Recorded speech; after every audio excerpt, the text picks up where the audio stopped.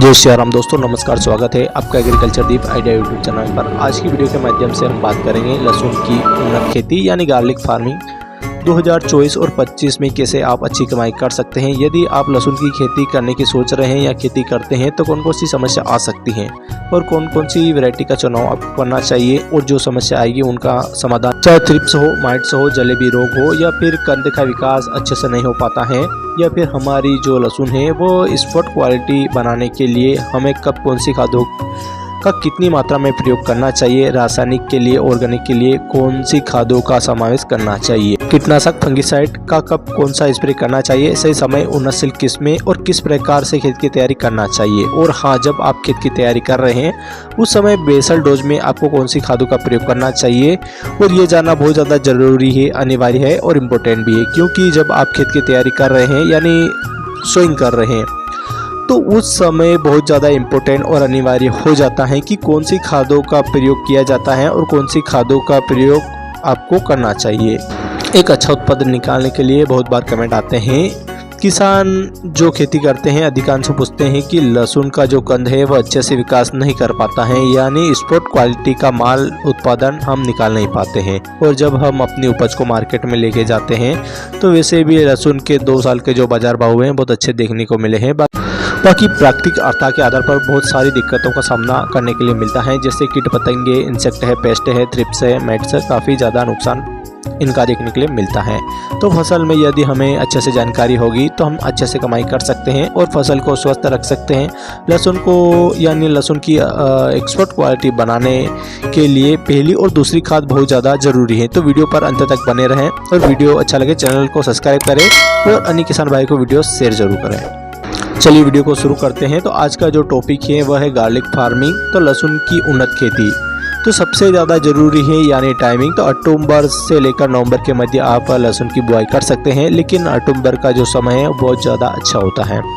तो आप 20 अक्टूबर से लेकर 25 अक्टूबर के आसपास आप लहसुन की बुआई कर देनी चाहिए, आपको बहुत अच्छा माना जाता है। फिर यदि आप लेट सोइंग करेंगे तो आपका जो पौधा है वो अच्छे से विकास प्रोग्रेस नहीं कर पाता है। यानी जलवायु, क्लाइमेट कंडीशन, लहसुन की फसल के लिए कौन सी क्लाइमेट जलवायु होनी चाहिए। तो लहसुन की फसल एक रबी सीजन की प्रमुख नकदी फसलों में से एक है और लहसुन की फसल में यानी पाला यानी दाह सहने की क्षमता होती है और बढ़वार के समय ठंडा और आर्द्र जलवायु की आवश्यकता पड़ती है। इसके लिए औसत तापमान यानी 15 से लेकर 35 डिग्री सेल्सियस का टेम्परेचर काफ़ी अनुकूल माना जाता है। बाकी परिपक्व स्टेज पर मौसम साफ होना चाहिए, बरसात नहीं होनी चाहिए। ध्यान रखिए, हमारी लहसुन की फसल परिपक्व स्टेज में होती है, उस समय यदि दोस्तों बरसात हो जाती है तो कंद में यानी काली सड़न की समस्या आ जाती है, यानी फंगस लग सकता है। इससे क्वालिटी काफ़ी ज़्यादा प्रभावित हो जाती है। ध्यान रखिए, यदि लहसुन की जो साइज है वो प्रॉपर अच्छा बन रहा है और मार्केट में 2 पैसा अच्छा मिले, जल्दी से बिक जाए, आपका माल और आपकी क्वालिटी का कंद है उस पर आपको ज़्यादा ध्यान देना पड़ेगा। जानकारी हम आपको आगे देने वाले हैं।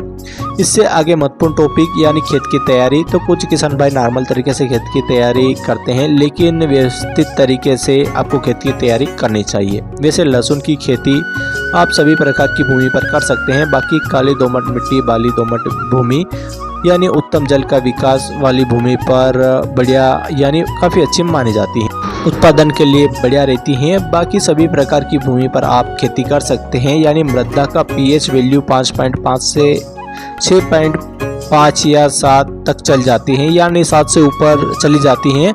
तो खेत की तैयारी आप कर रहे हैं यानी कल्टीवेटर, पंजा या फिर रोटावेटर, ड्रिप, डिस्को या हेरो की मदद से मिट्टी को अच्छी तरीके से बुरबुरी कर लेना है और यानी पाटा लगाकर खेत को एकदम समतल कर देना है। वीडियो पर जो आप देख रहे हैं ना, गहराई में चलने वाले यानी देसी यंत्र का, तो उसका प्रयोग करके आप मिट्टी को एकदम मक्खन की तरह मुलायम यानी तैयार करना है, क्योंकि लहसुन की खेती गार्लिक क्रॉप है यानी कंदवर्गीय फसल है और कंदवर्गीय फसलों में मिट्टी का जितना अच्छे से बुरबुरापन होगा यानी बीबीए पद्धति से भी आप बुआई कर सकते हैं। इसके बारे में वीडियो में आगे बताने वाले हैं। तो इस प्रकार से आपको खेत की तैयारी करना चाहिए, बहुत अच्छे से करना है। और ऐसा नहीं कि खेत आपने हल्की जुताई करवा दी ऐसा नहीं है दोस्तों, यदि आप अच्छे से फ्लोइंग कराएंगे, जुताई करवानी आपको चाहिए, यानी पाटा लगाकर खेत को एकदम समतल करवा दीजिए। और खेत की तैयारी करते समय 2 ट्राली गोबर की खाद का प्रयोग जरूर करना चाहिए। 2 ट्राली गोबर के साथ में 50 किलोग्राम जिप्सम आपको मिक्स करना है। ठीक तरीके से खेत में ब्रॉडकास्ट करवा दीजिए। उसके बाद में यदि आप रोटावेटर हीरो की मदद से ठीक तरीके से खेत को एकदम समतल कराए, जो भी एसएसपी है, जो भी जिप्सम है, वो मिट्टी में थिक तरीके से मिल जाएगा। इस प्रकार से गोबर की खाद और 50 किलोग्राम जिप्सम, क्योंकि क्वालिटी और टेस्ट बढ़ाने के लिए लहसुन की फसल में सल्फर की पूर्ति करनी पड़ती है। अच्छे से पूर्ति हो उसके लिए जिप्सम सस्ता होता है और अच्छी क्वालिटी का होता है, यानी 50 किलोग्राम 1 एकड़ में काफ़ी होता है और सस्ता होता है। तो जिप्सम आप प्रयोग जरूर करें। यदि आपको अच्छा रिजल्ट ना मिले तो अगले साल आप जिप्सम का प्रयोग बिल्कुल भी प्रयोग ना करें। तो ध्यान रखिए। अब हम बात करते हैं अगले टॉपिक के ऊपर, बेसल डोज। तो बेसल डोज को हमने 2 भागों में बांटा है, फर्स्ट कॉम्बिनेशन और सेकंड कॉम्बिनेशन। आपको जो रिजनेबल लगे उसका प्रयोग आप कर सकते हैं। फर्स्ट कॉम्बिनेशन दोस्तों बहुत अच्छा है यदि बुआई के समय इन खादों का प्रयोग करेंगे। इस साल यदि आप ज़्यादा प्रयोग नहीं करना चाहते तो 1 एकड़ में आप इस कॉम्बिनेशन को अप्लाई करके देखिए, यानी बेसल डोज का प्रयोग करके देखिए। 1 एकड़ में आप डेमो के रूप में दोनों खेतों में अप्लाई करके देखिए, जिसमें आप यह कॉम्बिनेशन देंगे उसका उपज अपने आप ज़्यादा बढ़ जाएगा, क्वालिटी भी काफ़ी अच्छी होने वाली है। इसलिए बेसल डोज बहुत ज़्यादा ज़रूरी होता है और बहुत अच्छा होता है। और हमारी प्राइमरी न्यूट्रिएंट में इन खादों का प्रयोग आप जरूर करें। फर्स्ट जो कॉम्बिनेशन है DAP di ammonium phosphate 1846 50 kilogram लेना है। 50 किलोग्राम से ज़्यादा नहीं लेना है, यानी 1 एकड़ में संपूर्ण जानकारी प्रति एकड़ की दर से साझा करेंगे। तो एमओपी म्यूरेट और पोटास यानी 60% वाली आपको लेना है 30 किलोग्राम। बेंटोनाइट सल्फर आपको लेना है। सल्फर आपको WDG फॉर्म वाली नहीं बल्कि बेंटोनाइट सल्फर आपको लेना है 10 किलोग्राम। और कार्बोफुरान 3G यानी CG फॉर्म में आती है 5 किलोग्राम लेना है। इसके साथ में आपको लेना है यूरिया यानी 15 किलोग्राम। लेकिन ध्यान रखिए डीएपी को आप सल्फर के साथ मत मिलाइए। तो पहला जो बेंटोनाइट सल्फर है उसे पूरे खेत में ब्रॉडकास्ट कर दीजिए, यानी पूरे 1 एकड़ में दे दीजिए। उसके बाद इन सभी खादों को मिक्स करके यूरिया भी हम इसमें इंपुट कर रहे हैं। तो यूरिया भी आप बुआई के समय यदि प्रयोग करेंगे तो उसके रिजल्ट हम बोल रहे हैं डेमो के रूप में आप प्रयोग करके देखिए, रिजल्ट आपको अच्छे मिलने वाले हैं। यदि अच्छा ना मिले तो चैनल को अनसब्सक्राइब कर देना। तो जो फर्स्ट कॉम्बिनेशन है एकदम प्रिवेंटिव जानकारी आपके साथ साझा कर रहे हैं। तो जानकारी कोई भी किसानों के साथ शेयर करना नहीं चाहता है। तो फर्स्ट कॉम्बिनेशन लेकिन जिप्सम और गोबर की खाद बुआई के समय आपको जरूर प्रयोग करना चाहिए। और इस समय यदि आप सोइंग कर रहे हैं उस समय आप डीएपी, एमओपी, बेंटोनाइट सल्फर और कार्बोफुरान और यूरिया का प्रयोग आपको जरूर करना चाहिए 1 एकड़ की दर से। और सेकंड जो कॉम्बिनेशन है जिसमें एनपीके 12 32 16 75 किलोग्राम लेना है। SSP single super phosphate 50 kilogram और bentonite sulphur 10 kilogram. Regent GR insecticide 5 kilogram. इनको यदि आप मिक्स करके प्रयोग करेंगे तो एकड़ में यानी एकड़ की दर से तो बहुत अच्छे रिजल्ट देखने के लिए मिलेंगे। बाकी सल्फर अकेले ही आपको प्रयोग करना चाहिए। पहले सल्फर दे दीजिए, उसके 2 घंटे बाद सारे कॉम्बिनेशन को मिला करके प्रयोग कर दीजिए। इस प्रकार खेत की तैयारी करनी चाहिए। बेसल डोज पहला जो कॉम्बिनेशन है वो बहुत अच्छा था, इसका प्रयोग आप जरूर करें। बात करते हैं अगले टॉपिक के ऊपर, उन्नतशील किस्में। तो भारत भर में 2-3 किस्में सबसे ज़्यादा लगाई जाती हैं। एक तो होती है ऊँटी लहसुन को लगाया जाता है, एक जेटू लहसुन को लगाया जाता है और एक देसी लहसुन। इन किस्मों को बहुत ज़्यादा लगाया जाता है। बाकी ऊँटी लहसुन और जेटू लहसुन काफ़ी ज़्यादा प्रचलन में है और स्पोर्ट क्वालिटी के लिए माल को बाहर भिजवाने में पर्पज से खेती की जाती है। अच्छे रेट के लिए ऊँटी लहसुन है, जीटू लहसुन को लगा सकते हैं। बाकी आप ग्रीन फाउंड वाइट को लगा सकते हैं या फिर G282 लहसुन को लगा सकते हैं। इस प्रकार इन किस्मों को आप लगा सकते हैं। भारत भर में ऊँटी लहसुन और जेटू लहसुन वैरायटी को काफ़ी ज़्यादा लगाया जाता है। बाकी इन किस्मों को भी आप लगा सकते हैं तो काफ़ी अच्छे रिजल्ट मिलने वाले हैं। तो ध्यान रखिए जब आप लहसुन की खेती कर रहे हैं तो नोकल से खरीदी मत करिए। जब आप बुआई कर रहे हैं तो जो नोकल मार्केट में मिलते हैं यानी सीड मिलते हैं आपको उनको खरीदना नहीं है। तो जहाँ भी वैरायटी मिलती है जैसे ऊँटी लहसुन की है यानी जीटू लहसुन तो उनसे आपको लेना चाहिए मार्केट से, यानी खाने के पर्पज़ से जो खरीदते हैं उनको आप बुआई के पर्पज़ से इस्तेमाल मत करिए। दोस्तों प्रॉपर सोइंग के लिए, बुआई के लिए लहसुन की जो वैरायटी होती है उनको आपको लगाना चाहिए। थोड़ा सा महंगा होता है, बाकी आपको उसी को लगाना चाहिए। तो बीज उपचार आपको ज़रूर करना चाहिए। यदि आप बीज उपचार करेंगे, सीड ट्रीटमेंट करेंगे तो इसके अनेक फ़ायदे होते हैं। लहसुन का जो बीज होता है वो खाली जगह पर लंबे समय तक रहता है। इसके कारण कई प्रकार के फंगस का प्रकोप देखने के लिए मिलता है। यदि आप इस बात को आपको विशेष ध्यान रखना चाहिए। बाकी बीज उपचार करने से एक्सपोर्ट क्वालिटी का माल बनता है, अंकुरण अच्छा होता है, जर्मिनेशन काफ़ी अच्छा देखने के लिए मिलता है, यानी डंपिंग ऑफ की समस्या देखने के लिए नहीं मिलती है। रूट रोट की समस्या नहीं आती है, यानी फंगस जड़ में फंगस नहीं लगते हैं। इसके अलावा फसल हरी भरी रहती है तो क्लोरोफिल की मात्रा इंक्रीज होती है, जिसमें जड़ का विकास अच्छे से होता है और बीज में यानी सड़न गलन की समस्या नहीं आती है। तो इन बातों को आपको ध्यान रखना है यदि आप बीज उपचार करेंगे। एक आधे बीघे पर आप बीज उपचार करके लगाइए, यानी बीज उपचार करने के रिजल्ट आपको कुछ सामने देखने के लिए मिलेंगे। तो बीज उपचार आपको करना चाहिए और बहुत ज़्यादा ज़रूरी है। तो बीज उपचार करने के अनेक फ़ायदे होते हैं। तो बीज उपचार कई प्रकार के फंगिसाइड मार्केट में मिलते हैं, लेकिन एक अच्छा रिजल्ट मिले क्योंकि मेहनत लग रही है, खर्चा लग रहा है, समय लग रहा है, पूंजी लग रही है। तो दोस्तों एक अच्छा फंगिसाइड जिसके रिजल्ट अच्छे मिलने चाहिए, यानी बीज उपचार भी कर रहे हैं, यानी लागत भी लग रही है, रिजल्ट भी ना मिले तो बहुत अच्छा नहीं लगता है। तो इसके लिए सबसे अच्छा जो ऑप्शन एक आता है बीएसएफ कंपनी का झेलोरा फंगिसाइड। 2-3 सालों से अच्छा काम करता आ रहा है। 300 ml झेलोरा फंगिसाइड और 2 ml पानी लेना है, जिसे 100 किलोग्राम बीजों को आप बीज उपचार कर सकते हैं। अब बीएसएफ का झेलोरा फंगिसाइड जिसमें थायोफेनोड मिथाइल 45% और पायरोक्लोरोस्ट्रोबिन 5% एफएस फॉर्म में आता है, तो आप बीज उपचार कर सकते हैं। इसके बाद में आपको 40 मिनट तक छांव में सुखाना है, यानी पानी की मात्रा आपको ज़्यादा नहीं लेना है, यानी छिलका नहीं उतरना चाहिए। इसलिए पानी की मात्रा हमने आपको बताया उतना ही लेना है और बीज उपचार करने के बाद 40 मिनट तक छांव में आपको सुखाना है। उसके बाद में आप बुआई कर सकते हैं, यानी सोइंग कर सकते हैं। इसके अलावा बायर कंपनी का एवरगोल्ड एक्सट्रेन आता है, इसका बीज उपचार आप कर सकते हैं, यानी 100 किलोग्राम बीजों में 100 ml एवरगोल्ड एक्सट्रेन लेना है और 1 से 1.5 लीटर पानी में घोल करके आपको यानी बीज उपचार करके बुआई करनी चाहिए। तो बायर का एवरगोल्ड एक्सट्रेन में आता है, तो इसमें फेनफ्लुपियन 13.28% और ट्राइफ्लोरोस्ट्रोबिन यानी 13.28% एफएस फॉर्म में आता है। और बीज उपचार करने के लिए कई प्रकार के बीज उपचार मार्केट में आपको देखने के लिए फंगिसाइड मिल सकते हैं। बाकी झेलोरा और एवरगोल्ड बहुत अच्छा काम करता है। तो इस प्रकार आपको बीज उपचार करना चाहिए। ध्यान रखिए आप एक अच्छा उत्पादन निकालना चाहते हैं, वरना आप नॉर्मल तरीके से खेती करते आ रहे हैं तो उतना उत्पादन निकलेगा जितना आपको निकलता आ रहा है। तो अब बात करते हैं प्रति एकड़ सीड्स की रिक्वायरमेंट। तो आधुनिक तरीके से खेती करेंगे 150 किलोग्राम से लेकर 200 किलोग्राम सीड्स की रिक्वायरमेंट पड़ने वाली है। यदि अधिकतम 200 किलोग्राम यानी 160 से 170 किलोग्राम सीड लगने वाला है।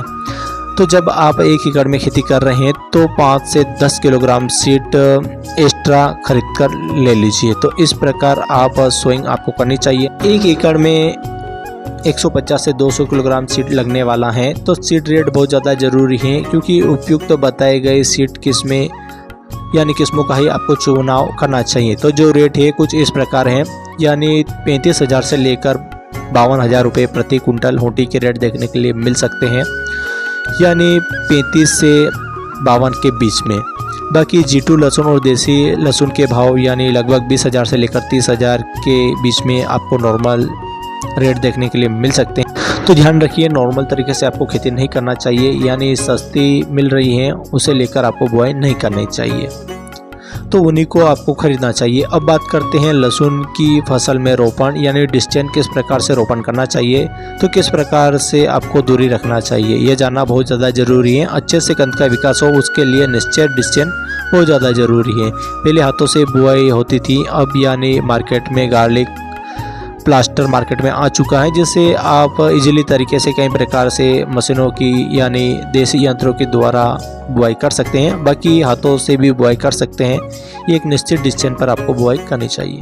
बाकी आप BBF पद्धति से भी बुआई कर सकते हैं, यानी बेड विधि से भी आप बुआई कर सकते हैं, या फिर आप चौड़े बेड बनाइए, उन पर आप 4-5 लाइन बना करके बुआई आपको करना चाहिए। इसके अलावा जितनी दूरी पर आप लगाएंगे लहसुन, यानी लाइन से लाइन दूरी आपको रखना है 4 से 5 इंच। इसके अलावा पौधे से पौधे की दूरी 3 इंच आपको रखनी चाहिए, यानी गहराई की बात करें तो 2 इंच पर आपको गार्लिक की बुआई करनी चाहिए। तो यह डिस्टेंस काफ़ी अच्छा होता है। बाकी कुछ किसान भाई क्या करते हैं 3-3 इंच पर लगा देते हैं, लेकिन जो गंठिया है, जो कंद है, वो कंद का आकार छोटा रह जाता है। इसलिए आपको 3 से 3.5 इंच यानी लाइन से लाइन की दूरी आपको 4 इंच के आसपास रखनी चाहिए, जो क्वालिटी का माल निकलने वाला है। सिंचाई तो किस प्रकार से सिंचाई इरिगेशन यानी प्रॉपर करना पड़ता है। हल्की हल्की सिंचाई करेंगे तो फ़ायदा अच्छा होगा। पहले आपको पलेवा करना है, यानी पर्याप्त मात्रा में नमी करके ट्रैक्टर से, यानी आपको पलेवा करके फिर बुआई करनी चाहिए। यानी पलेवा करने के बाद बुआई कर रहे हैं तो रोपण कर सकते हैं। उसके बाद में यदि आप सिंचाई करेंगे तो बहुत ज़्यादा ज़रूरी हो जाता है। तो पलेवा करने के बाद यदि आप बुआई करेंगे तो सिंचाई यानी 7 से 10 दिन के आसपास फसल होती है, उस टाइम रोपण से, तो उस टाइम आप सिंचाई कर दीजिए। सेकंड सिंचाई यानी 25 से 27 दिन के आसपास की फसल हो तो इस प्रकार आप 10 से 12 दिन के अंतराल पर आप सिंचाई कर सकते हैं। सिंचाई आप स्प्रिंकलर से मज़ा नहीं आता है, इसके लिए आप फ्लड इरिगेशन में ओपन में सिंचाई करें, जैसे आप गेहूं की फसल में करते हैं, एकदम ओपन फील्ड में। इस प्रकार आपको फ्लड इरिगेशन को अपनाएं। तो 1 एकड़ में आप प्रॉपर क्यारियाँ बनाकर, यानी 7 से 10 क्यारियाँ बनाएं, और उन पर यदि आप सिंचाई करेंगे तो इससे क्या होगा, सिंचाई करने में भी आसानी होगी और फसल भी अच्छे से बढ़वा लेगी। सिंचाई करने का तरीका सबसे बेस्ट है फ्लड इरिगेशन। तो इस हिसाब से आपको 10 से 12 दिन के अंतराल पर आपको सिंचाई करनी चाहिए। थोड़ी जल्दी भी कर सकते हैं, यानी अंकुरण जर्मिनेशन अच्छे से हो। बात करते हैं खरपतवार की रोकथाम, काफ़ी इम्पोर्टेंट विषय है और काफ़ी रिसर्च के बाद ये नॉलेज जानकारी आपके साथ जानकारी साझा कर रहा हूँ। तो वीडियो को लाइक करें, चैनल को सब्सक्राइब करें। तो खरपतवार की रोकथाम यानी MP में अधिकांश निंदाई खुदाई बहुत ज़्यादा की जाती है, यानी कुल्पा है, पंजा की मदद से खरपतवार को बाहर निकाला जाता है। यदि आपके पास पंजा, कुल्पा यानी मजदूर यानी निंदाई खुदाई आप कर सकते हैं तो सबसे बेस्ट है। उत्पादन नहीं घटता, फसल को झटका नहीं आता है, लेकिन थोड़े बड़े लेवल पर लहसुन की खेती कर रहे हैं, ऐसी कंडीशन पर खरपतवार 2 प्रकार के आते हैं। एक आता है प्री इमरजेंसी हर्बिसाइड और एक आता है पोस्ट इमरजेंसी हर्बिसाइड। फसल अंकुरण के पूर्व जब आपने बुआई कर दी है तो 1-2 घंटे के अंदर आप प्री इमरजेंसी हर्बिसाइड का स्प्रे कर सकते हैं, और जो पेंडामेथिन 30% EC 15 लीटर पानी में 100 ml, या फिर 1 एकड़ में 200 लीटर पानी में 200 ml से 300 ml पानी में 1 लीटर पेंडामेथिन 30% EC का स्प्रे कर सकते हैं। प्री इमरजेंसी हर्बिसाइड इतना अच्छा रिजल्ट नहीं देती हैं, क्योंकि किसान के खेत में फीडबैक इतने अच्छे से नहीं मिल पाता है। इसके लिए आप पोस्ट इमरजेंसी हर्बिसाइड का स्प्रे कर सकते हैं जब आपकी फसल 20 से 30 दिन के 25 से 30 दिन के आसपास की होती है। उस समय खरपतवार यानी 2 से 3 पत्ती का दिखाई देता है, तब आप इस प्रकार खरपतवारनाशक का स्प्रे कर सकते हैं। जैसे अडामा इंडिया कंपनी की टेकल खरपतवारनाशक आती हैं, 300 ml 200 लीटर पानी में घोल करके स्प्रे कर सकते हैं। ये जो खरपतवार है, चौड़ी पत्ती, संकड़ी पत्ती, इन सभी खरपतवार को कंट्रोल करती हैं। एक प्रकार का सिलेक्टेड हर्बिसाइड है, इसमें प्रोफिनेबजाब 5% और ऑक्सीफेल्यूफेन यानी 12% EC इसमें, यानी अडामा इंडिया कंपनी की टेकल खरपतवार नाशक का स्प्रे तब करें जब खरपतवार 2 से 3 पत्ती का दिखाई दे, तब आप इसका स्प्रे कर सकते हैं। ध्यान रखिए, टेकल चौड़ी पत्ती और संकड़ी पत्ती के खरपतवार को कंट्रोल करती हैं, लेकिन आपको ध्यान रखना है दोस्तों, पोस्ट इमरजेंसी कोई भी खरपतवारनाशक का स्प्रे कर रहे हैं तो फसल को झटका आता है। इसके लिए आप रिकवर बूस्टर डोज का स्प्रे कर सकते हैं। इसके बारे में भी वीडियो में बताने वाले हैं, वीडियो पर अंत तक जरूर बने रहें। आपको लग रहा है कि लहसुन की फसल पर चौड़ी पत्ती के खरपतवार हैं, तो ऐसी कंडीशन पर डव की गोल के नाम से आती है, यानी ऑक्सीफ्लोरीफेन यानी 23.5% EC 100 से 150 ml 200 लीटर पानी में घोल करके स्प्रे करना चाहिए जब यानी खरपतवार 2 से 3 पत्ती पर हो। ऐसी कंडीशन पर आपको स्प्रे करना चाहिए। इसके अलावा यदि आपको लग रहा है कि लहसुन की फसल पर संकड़ी पत्ती के खरपतवार है, तो ऐसी कंडीशन पर टर्गा सुपर यानी क्विजापोप इथाइल 5% EC यानी विप सुपर यानी फेनोक्सोपोप पी मिथाइल यानी 9.3% EC का स्प्रे कर सकते हैं, या फिर अडामा इंडिया की एजिल यानी प्रोफिनोजोपोप 10% EC। इन तीनों में से किसी एक का यानी 250 से ml 200 लीटर पानी में घोल करके स्प्रे कर सकते हैं, इन तीनों में से किसी एक का। दोस्तों आपको लग रहा है कि चौड़ी पत्ती और संकड़ी दोनों प्रकार के खरपतवार हैं, तो ऐसी कंडीशन पर अडामा की टेकल खरपतवार का स्प्रे कर सकते हैं। यदि आप स्प्रे नहीं करना चाहते हैं तो चौड़ी पत्ती के लिए डव की गोल को ले लीजिए, या फिर ऑक्सीक्लोरोफेन को ले लीजिए। संकड़ी पत्ती के लिए आप टर्गा सुपर या फिर विप सुपर या फिर एजेल, इनमें से कोई एक का स्प्रे कर सकते हैं। दोस्तों आपको लग रहा है कि चौड़ी पत्ती और संकड़ी दोनों प्रकार के खरपतवार हैं, तो ऐसी कंडीशन पर अडामा की टेकल खरपतवार का स्प्रे कर सकते हैं। यदि आप स्प्रे नहीं करना चाहते हैं तो चौड़ी पत्ती के लिए डव की गोल को ले लीजिए, या फिर ऑक्सीक्लोरोफेन को ले लीजिए। संकड़ी पत्ती के लिए आप टर्गा सुपर या फिर विप सुपर या फिर एजेल, इनमें से कोई एक का स्प्रे कर सकते हैं। लेकिन ध्यान रखिए, संकड़ी पत्ती के खरपतवार नाशक बताए इनमें से किसी एक का स्प्रे करेंगे तो लहसुन की फसल में खरपतवार नाशक का स्प्रे करेंगे तो इससे झटका आएगा, तो झटका ना आए इसके लिए सिंचाई कर देना है। तो फसल में झटके को रिकवर करने के लिए बूस्टर डोज हैं वह कुछ इस प्रकार है, यानी खरपतवार नाशक का स्प्रे करने के बाद 8 से 10 दिन बाद NPK 19-19-19 100 ग्राम लेना है, यानी सागरिका लिक्विड 40 ml और रेफिग्रो यानी 40 ml सिलिकॉन चिप को 5 ml 15 लीटर पानी में घोल करके स्प्रे कर दीजिए। ध्यान रखिए, जब भी आप लहसुन की फसल पर स्प्रे कर रहे हैं तो सिलिकॉन चिप को मिला करके स्प्रे करें ताकि गोले वो प्रॉपर पत्तियों पर चिपक सके।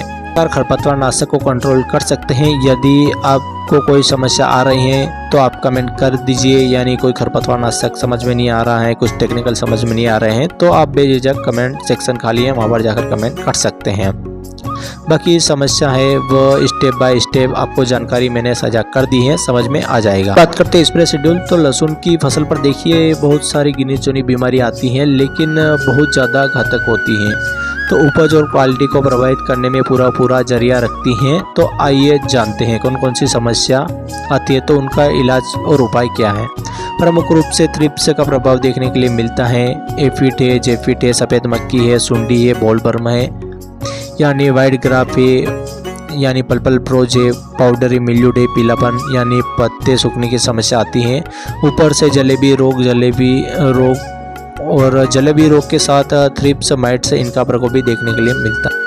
को काटने वाले सफ़ेद कीड़े होते हैं यानी वाइट ग्राफ, इनको कंट्रोल करने के लिए बुआई के समय हमने रिजेंट या फिर कार्बोफुरान का प्रयोग कर दिया था, तो इस हिसाब से समस्या नहीं देखने के लिए मिलेगी। बाकी बीमारी कई प्रकार की आती है, इन सभी का सटीक उपाय क्या है तो आइए जानते हैं, बहुत ज़्यादा जरूरी है।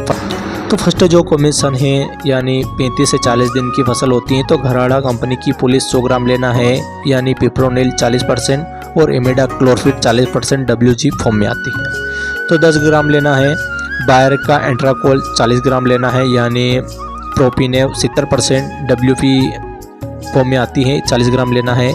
यानी प्रोफेक्स सुपर जिसमें प्रोफेनोफास 40% और साइफरमेथ्रिन 4% इसी फॉर्म में आती है, 30 ml लेना है। इन तीनों को मिक्स करके सिलिकॉन चिप को मिला करके स्प्रे करना है। ध्यान रखिए, रिजल्ट अच्छे देखने के लिए मिलेंगे।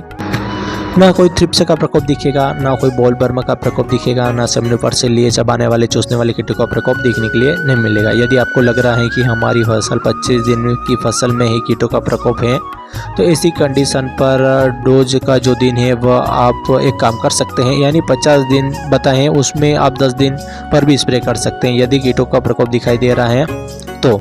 अब बात करते हैं सेकेंड स्प्रे, जब 60 से 65 दिन की फसल होती है तो डव की यानी डव एग्रो साइंस की डेलीगेट जिसमें स्पोनोटोरम 11.7% इसी फॉर्म में आता है, 15 ml लेना है। और सिजेंटा कंपनी की कराटे इंसेक्टिसाइड जिसमें लेमड़ा साइलोथ्रिन यानी 5% इसी फॉर्म में आती है, इसको लेना है आपको 30 ml। और सिजेंटा कंपनी की एमिस्टार टॉप फंगीसाइड इसमें एजोक्सोस्ट्रोबिन 18.2% और डाइफेनोजोल यानी 11.4% इसी फॉर्म में आता है, इसको लेना है 20 ml। इन तीनों को मिक्स करके 15 लीटर पानी में घोल करके 1 एकड़ में स्प्रे करना चाहिए।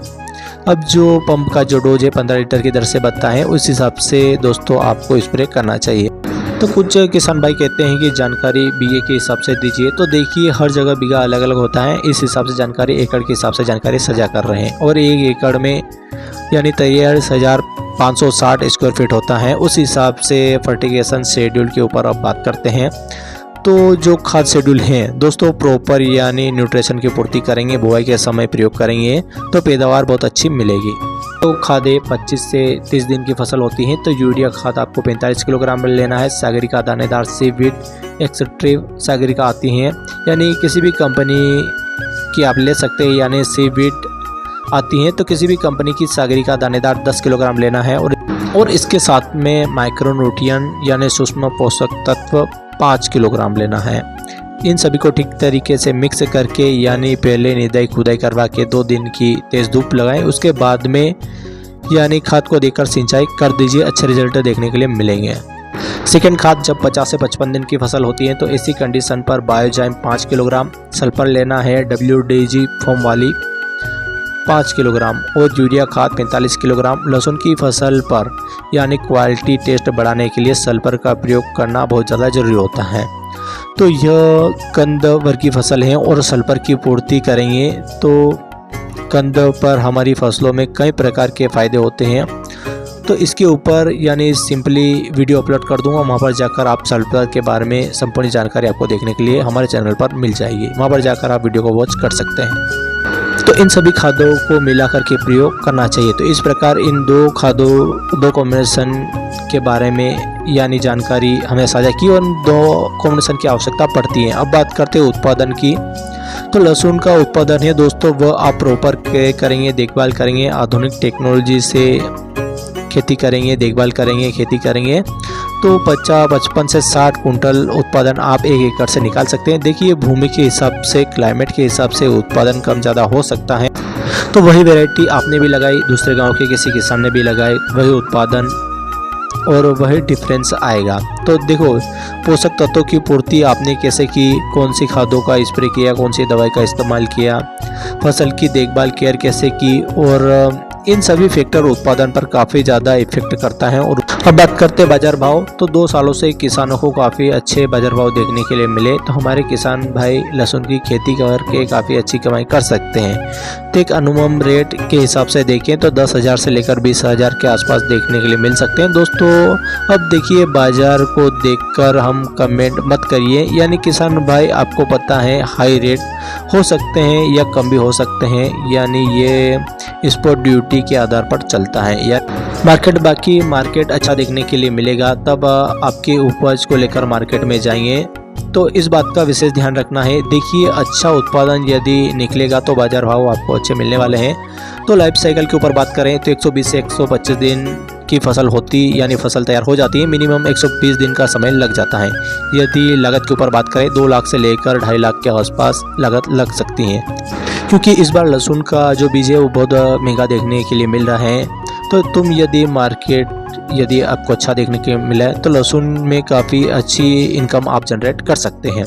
बस आपको रेट अच्छे मिलने चाहिए, उत्पादन अच्छा होना चाहिए और उपज अच्छी होगी, क्वालिटी अच्छी होगी तो मार्केट में भी कोई दिक्कत नहीं आने वाली। मार्केट भी आपको बहुत अच्छे देखने के लिए मिलेंगे तो उपज भी आपको मार्केट में उस टाइम पर बेचना है। तो किसान भाई एक बात और, यदि आप मल्चिंग पेपर पर खेती कर रहे हैं तो लहसुन मल्चिंग पेपर पर बहुत ज़्यादा यानी महंगा होता है, तो मल्चिंग पेपर लगाने से कुछ ज़्यादा फ़ायदा देखने के लिए नहीं मिलता है। तो मल्चिंग पेपर के 1-2 फ़ायदे होते हैं, एक तो सिंचाई कम करनी पड़ती है, दूसरा खरपतवार का जमाव नहीं होता है, सिंचाई थोड़ा कम होता है उसमें, और इसके अलावा विशेष कोई फ़ायदा नहीं होता है। वैसे भी 1 एकड़ में 10 से 12 हज़ार का खर्च आता है, उतना विशेष फ़ायदा नहीं होता है। तो वैसे यदि आप खेती कर रहे हैं तो थोड़ा सा चेंज करके मॉडल तरीके से खेती करेंगे, थोड़ा सा व्यवस्थित तरीके से निश्चित डिस्टेंस पर बुआई करेंगे तो आपको बहुत अच्छा फ़ायदा होने वाला है। आपके पास यदि रोटेशन है इनकम जनरेट करने की तो आप मल्चिंग पेपर लगा करके भी खेती करेंगे, आपको फ़ायदे देखने के लिए मिल सकते हैं।